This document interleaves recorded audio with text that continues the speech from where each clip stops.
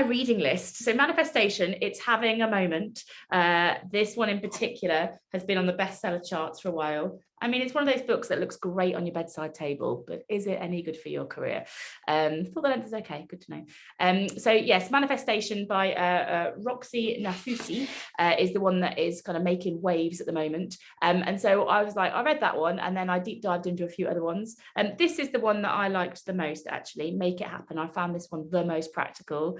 This one, I know some people love it. I know some people love it, but it didn't do it for me. I was at an event again, like probably about a month or so ago now, and this person said that book had changed their life, and I was like, oh, like brilliant, but not so much for me. But I think it did actually really popularize manifestation when it came out.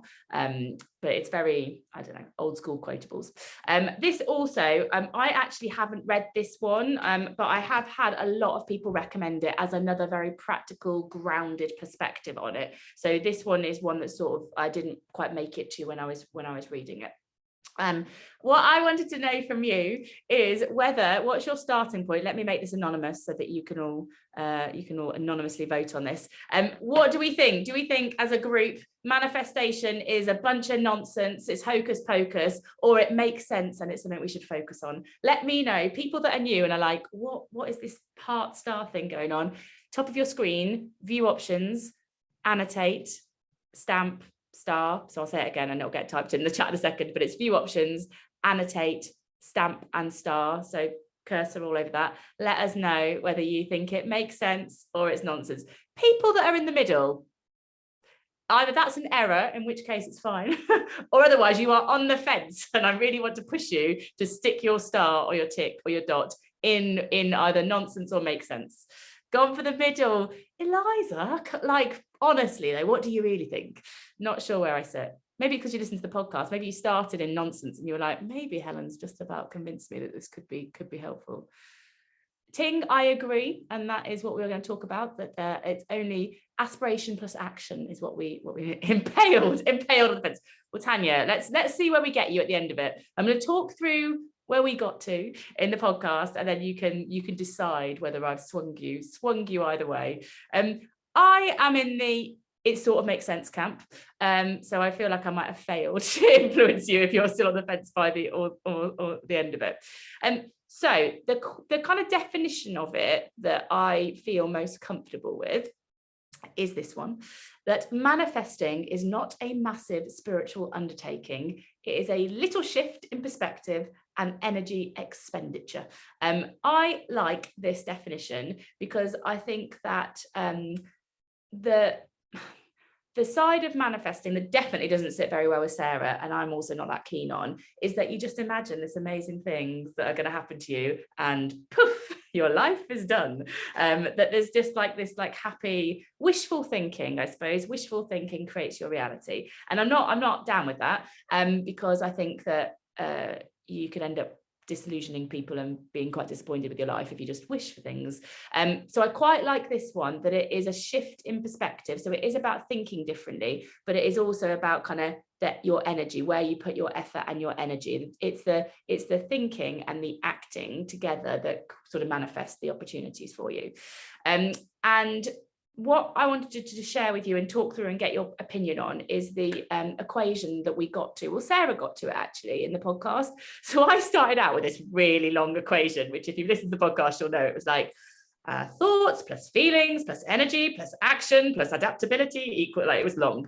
But that was sort of, I think going through each part of that long equation helped us and helped Sarah actually, who started off very cynical about it all, get to a much more specific equation, which is not only alliterative, it's also, I think, quite helpful. And so the equation that we got to from having gone through like the long winding path of manifestation was this one, which is that aspiration, so a desire for something, a want, an ambition for you in your future, plus action, you go do something, divided by adaptability, so how fixed you are about the outcome, equals manifestation. So aspiration, a want, plus action, a do, divided by the ability to not get too fixed on what the outcome might look like, equals successful manifestation. So what I'm going to do, I'm going to ask your opinion on that, but what I'm going to do, my intention is to work through each of those things. Like, well, how do we get clarity on aspiration? What does this action thing look like? And this adaptability piece, work through each of them, get your opinions and any insights that you've got on it. But generally, just wanted to get your thoughts on that equation. So Christina loved it. Great. I wish Sarah was here. It's the questions you ask yourself in the process that feel useful. Yeah, I agree. Good point, Lucy. Being a doer, I found the equation much more pragmatic and practical. Yeah, me too. Do you know, as soon as I started to say the equation, I was like, this needs to be way shorter. I'm getting lost and I've got it written down. So yeah, I think this is much more memorable. Yeah, Ting, do you know, the only thing that I'm a bit skeptical of is this adaptability point. Like, because I think it is really important. Like, if you are too fixed on your future, you'll get really blinkered to it. Like, you're like, I want to be a CEO of my company, and then that doesn't happen. I think it is good to be flexible, but I also feel like it's a bit like a get out of jail free card a little bit. Like, I don't know, like if you're so adaptable that it can be anything, then what's the point in manifesting in the first place? So that's the only little bit I'm like, isn't it good to hold on to it? I don't know how adaptable you want to be. Yeah, Tanya, that's the adaptability bit is the bit that I think, oh, is it really? Is it, does that bring it down a little bit? Yeah, so maybe let's see if we can all improve this adaptability bit, because that's the only bit I'm skeptical of. Thanks for the lovely hearts, unless somebody's just clicking around the screen going, how do I get rid of this annotation feature? Click the mouse button. Okay, I'm going to clear all your drawings and we're going to go on to aspiration. Maybe agility, maybe. Let's collectively work on the adaptability point. So aspiration. So this is how do we kind of put this ambition that we've got into something that has clarity for us, something that feels meaningful and motivating. And there are a few things that you can do depending basically on what's right for you. So some of the things that we talked about. So the first one is the old familiar vision board, which I really like because I like magazines and because I like ripping things up and making pretty pictures. But I appreciate that's not everyone's bag. But vision boards I find quite helpful because I don't know, I actually find them quite aspirational. When I look at the things that appeal to me, I think I see that very visually. And so that's why vision boards work for me, but appreciate they might not be everyone's cup of tea. So instead of vision boards, you could have like the dream description, and that could be a dream job description. For example, you could write your own job description. It could be a dream, like you could just write yourself a paragraph. Maybe you're like a more wordsy person, and for you, like thinking what you want your future to look like, but writing it down could be more useful. There's things like you're 90 on a park bench looking back, what feels like a meaningful thing for you. Like sometimes those sorts of things can get you there. I quite like the dream job description. I have done that before, but personally for me, the pictures are much more compelling. The other thing that you can do is and I think there might be a bit of skepticism here, so let me know, is the I have statements. So these are like aspiration articulated, if you like. So it is like, I mentioned this on the podcast, like, I am a successful author, or I have, I don't know, £1 million in the bank, like whatever it is you want. But it's these statements that are basically like assumptive aspiration, I guess, is one way that you do it. You almost like imagine that you've already got this thing that you really, really want in your future. All of those are ways of getting clear about this aspiration. So it's not just a wishful thinking or a want, it's something that you can see or describe or say, probably to yourself. I probably wouldn't go around saying to I am a successful author if I'm not, but the idea is this is something you kind of hold for yourself. Where are we with that? Let me know. Maybe with stars, let me know. Are you more vision board, dream description, or I am statements? Let's see whether there's a theme. So give me a bit of a sense with the stars on what you think might work for you, and any general thoughts on this. By the way, if there's anything else that you do that helps you, let us know in chat. If you're like, Helen, I'm a fan of manifesting and I do this instead, let us know that. Are the I am statements similar to how James Clear talks about habit statements? Kate, do you know what? I've spoken to James on the podcast and I've read the book and I can't remember that point. So feel free to articulate it. Sorry. I can't remember the habit statements point that he makes. perhaps, but I can't remember. Does anyone else do anything else for their aspirations? I've done a couple of vision boards, thanks to hearing Dr. Stewart Swartzwell on the Dr. Chatterjee podcast. Yeah, I like them. I like to meditate. Instead of saying I write daily, say I am a writer. Okay, yes, yeah. You are right. I think, and it's part of, we'll talk about the energy in a minute, it's part of that behind it as well. Affirmations, yeah, really good point. I think the I am, I have statements are getting towards like aspirational affirmations. One thing, just if you do a vision board, there's one thing on this, because I redid mine for this podcast. The first is, don't tie yourself too much in knots if you can't find the perfect image. Like, so I was like, where is the image of a successful businesswoman? I was like reading Red magazine, and I was like, it's not in there. And I was like, I'll go buy Vogue, I'll go buy Fast Company. I was like, where is the perfect image of a successful businesswoman? I couldn't find it anywhere. Like, don't let that get in your way. The other, and then I showed it. I got like my vision board as good as I wanted it to be. And I showed it to my husband. He was like, Helen, where's the family? And I was like, oh, well, obviously that's important, but this is like my work vision board. So I think it's probably not, it's hard to get everything on there, right? Like, you don't feel like you have to have a picture of the kids, a picture of exercise, like it's hard to have everything. So just be aware, don't put too much pressure on to be like, oh, but I should have like the family, or I should have whatever else is important to you. This is, you know, we're talking about this in the context of work. Would I share it? Interesting, Joe. No. So I would share, and I do share, one that I did 10 years ago. Oh, Joe. So I can share one I did 10 years ago. I'll get it up for you in a minute, if it's helpful, because I use it when we're talking about values and future possibilities. But 10 years ago, I couldn't have shared it. I think these need to feel emotional, right? These need to feel like something that is important and emotional to you. And I think that's why I probably wouldn't want to share it right now. However, I think when you move on from it, like I'm 10 years on from the one that I created the first time that I did it, I'm not as emotionally attached to that one anymore. So I can say it and it's all good. But if it's helpful, I can get the one up that I did 10 years ago, if that's useful.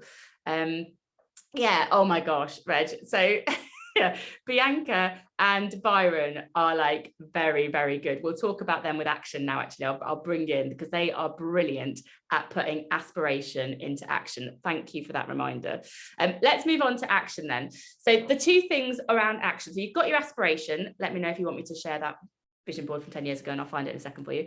But you've got your aspiration, however you've got to it. Now we need action. And two things matter here: energy and motion. Quite liked the thing that Jordana Levin says in her book. She says that emotion is energy in motion. And so we're basically trying to infuse our aspiration with a bit of emotion, energy and motion. Okay, everyone, I'll get the vision board up in a minute. So how do we do this? First of all, the energy thing, we need to, I feel like every time I say this, I'm like, the skeptics are really cringing now. We need to attach the thing that we want, this aspiration that we've got, with some kind of feeling. Okay, so one way that you can do this is you can, the statement, so I am a successful writer. What you can then do is say, it makes me feel motivated, significant, meaningful, impactful, trusted, credible. I mean, I wouldn't add that many feelings, but pick one. Like what the aspiration that you have, like your am statement or your vision board or your dream job description, as well as being able to articulate it, think about, how does this make me feel? Does it make me feel happy? Does it make me feel confident? Does it make me feel credible? And that feeling is what you really want to focus on. So when in the context of taking action, you need to have that feeling, needs to be something that like you literally feel. So for example, if I'm thinking, oh, one of the things that I want to be is a globally successful business leader, let's just say that, then that is a statement that doesn't have, I can just say it, but it doesn't have a lot of emotion to it. If I think about, well, what does that actually mean to me? Maybe I think, oh, it means it's about being helpful. It's about being inspirational. It's about motivating people. The point is, know the feelings and focus on the feelings. So when the theory of all this is, if you start your day or you start your week thinking, like about inspiration, thinking about motivating other people, then that creates the energy in us, which helps us to take action. Does that make sense? Like, you've got to know what this thing that you want feels like, and then you have to focus on the feeling, because that gives you the energy to take the action. And then the point with the action is it needs to be small.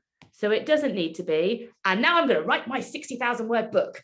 Ta-da! It's not that. It's, and now I'm going to write 500 words today, this week. Or, and now I'm going to create myself, or I'm going to get in touch with that person on LinkedIn, or I'm going to listen to that. It's a small action, because your action, we want your actions to accumulate. So I, for example, this week, one of my things in my aspirations was about scaling the business and making, squiggly careers like the new normal all around the world.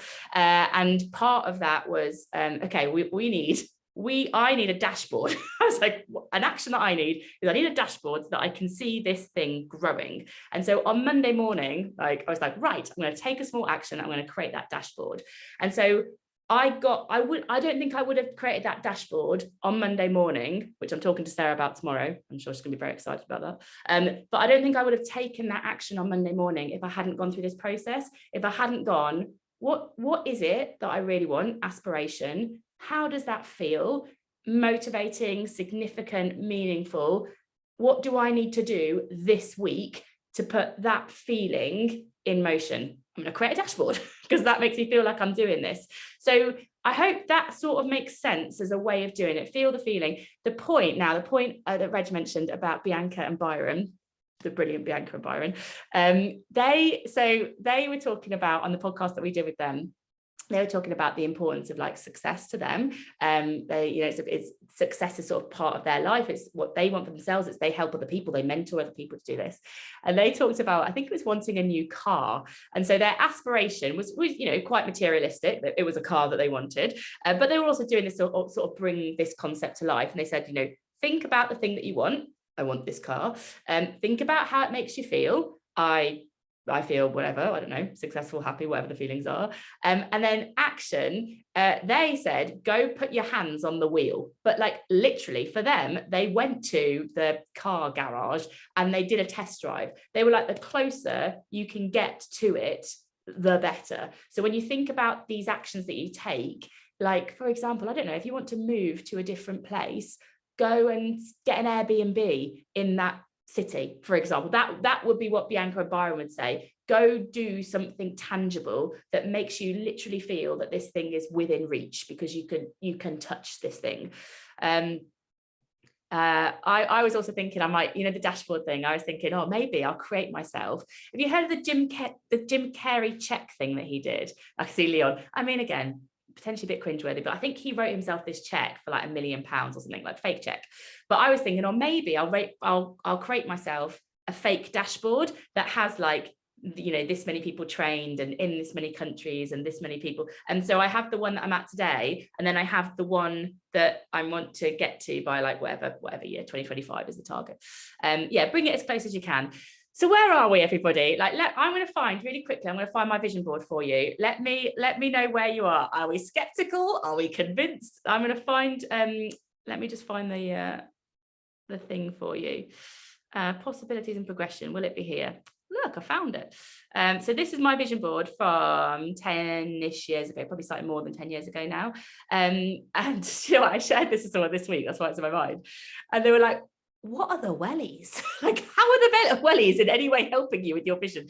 And it is because this for me means like being outdoors and having perspective. I always think if I haven't worn my wellies in a while, I've been working too much. Like, it's because I can almost become a bit robotic about I love work so much that I can just do work. And so if I haven't worn my wellies in a while, that means that I've not got outdoors and got some fresh air and some perspective. So that's why that's there. So this is the one that I did, and it means like, keeping home at the heart, for example, being in control of my time, learning. Red balloons are always freedom. This was before I started Amazing If. So I didn't know I wanted to start Amazing If. That wasn't a thing that I knew, but I obviously was attracted to starting something, doing something and doing it now. And it was within a year that I started Amazing If with Sarah as a side project. So I look at that now and I can see what became from that. But it was a very personal thing right then. So I'm kind of less emotionally attached to it now. There was a picture on Instagram with you wearing these boots. Yeah, I mean, I literally did buy these wellies. So there you go. I have many wellies in many colours. I like wellies. I mean, I like all accessories, to be honest, everyone, but that's a point not for now. Right, let's go back to our last one, which is where are we? We're here, which is adaptability. The reason I've not put anything on this screen is because this is the bit that I'm like, how adaptable should you be? So the bigger point here is that you might not get exactly what you want, but that doesn't mean the journey that you've gone or where you've got to is bad. Does that make sense? So you don't want to beat yourself up about it. That's the big point here, which is that if Helen Tupper wants Amazing If to be a globally successful business where squiggly careers is the new normal for career development, then maybe if I just do that in a few countries, that's not a bad thing. Maybe if I don't reach 20 million people, I reach 2. I should still be happy that I reached 2 million people, and I shouldn't beat myself up that it wasn't 20. So I think the bigger point for me here is be open to opportunities that might come along whilst you're moving your manifestation forward, and don't beat yourself up if the outcome isn't exactly what you intended. And so I don't know how practical that is, or whether it's just a principle that you take forward. But that's what I have taken that to be. And I have no models. And here's an idea for action for you to be more adaptable. I think it is just more of believe that you're going to be in a better place because you've manifested, but don't beat yourself up if you don't get to where you ultimately wanted to be. Does it make sense? Yeah, I think it is about an open mindset. I think it's about saying, but if I hadn't done this thing, I might not have got where I wanted to be, but if I hadn't done this, then I wouldn't have done that. It's that sort of, it's almost seeing like where the manifestation can take you, rather than being so blinkered that you beat yourself up, is where I get to. I think I'm off the fence now. You're off the fence. Yay, it's one success. Like as open mindset. Okay, so maybe it's about an open mindset. Maybe adaptability is about growth mindset more than anything, and that learning from the journey that you're going on rather than kind of fixing yourself to a future. Maybe that's what it is. How many different manifestations should you have? Yeah, interesting. So I don't have the right answer. In Jordana's book, the Make It Happen book, she says about have like 3 or 4 like that, these aspirations, these intentions, have 3 or 4 of them is what she said. Don't have more than that. I think probably just because it's hard to focus on. But I think it helps to give you direction, but you might find a more interesting destination. Yeah, I think it's just that, like, use it as a thing for direction, but don't fix yourself too much on the destination, which is one of our squiggly swaps, everybody. We always talk about, like, ladders are about destinations and squiggles are about direction. So maybe use it as a sense of direction. That is everything that I was going to share. Do you know what? Let's do one more of this. What do we think now, everybody? Are you like, Helen, you've just made this whole situation much worse? Or are we more, no one in the middle? No one's allowed to be in the middle unless you can't work the annotations out. Okay, Jen's like, everyone read the source. Okay, Jen, I will. On my next kind of reading slot, I will read the source. I love that 2 people are like, this is still nonsense. I really love that. I think Sarah was like on the edge of making sense if I forced her to do it. Brilliant. Thank you, everybody. So last but not least, I am, let me go all the way over here. I wanted to let you know, obviously Podsheets is available if you want to reflect on it further, if you want to share it with other people. Podsheets is probably the best way to do it. Get it on our website, amazingif.com. Next week, we are going to be doing an episode on how to create your career criteria.